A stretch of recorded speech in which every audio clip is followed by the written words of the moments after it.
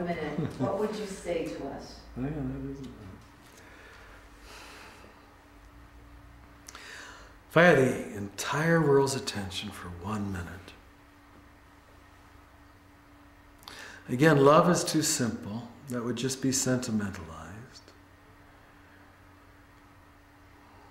Don't be afraid comes to mind, but I don't think most people could believe it. They would think it was a naive statement of idealistic people. As one man said to me recently, well, in an ideal world, that might be true. So if I had 1 minute, it would have something to do with vulnerability again. Because that's the only space in which transformation takes place, do you see? As long as we're hardened, as long as there's a brick wall here, nothing's going to change.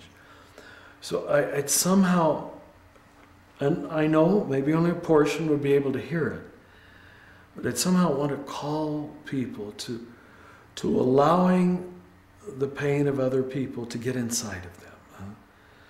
To allow other people to change your lives, especially the little ones. Allow the world's suffering to influence you. Now I know just saying that probably wouldn't make it happen. But again, as a Christian, that's what I believe the cross is saying. Let the pain in. It will be the only thing that will change you. You know, I've seen some of the wisest people emerge in the last 10, 15 years in the hospice movement. Perhaps you're familiar with it. These beautiful people who accompany people in their last weeks and months before they die. And they are some of the most universally human, caring, compassionate people I meet. I was with them in the death of my own mother and father. And they were such great human beings. They didn't talk doctrine, dogma. You never even knew what denomination or religion they belonged to. But you just felt this flow coming out of them. And what struck me as I talked to them was that I think most generations who've ever lived on this earth have accompanied the previous generations in their death watch over weeks, months. And I think that changes everybody. If someone you're really bonded to, your mother, your father, your sister, your wife, your child, you've got to be bonded to the person first. But to watch someone pass over that you're bonded with is the ultimate religious experience. I think most people in human history have had easy access to that. So I'm answering your question in a long way.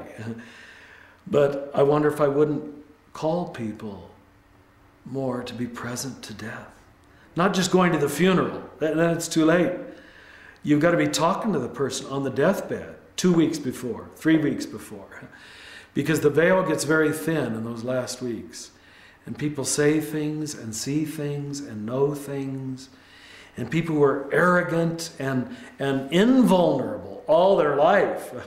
So many people have stories like that of macho men, macho businessmen who never let anybody tell them anything. And then you see this transformation, sometimes, in the last 2 weeks of life. That, get close to it. It's enough to change you. It's all you need to change you. You can never live inside of the isolated self again. So I would encourage people to draw close to death.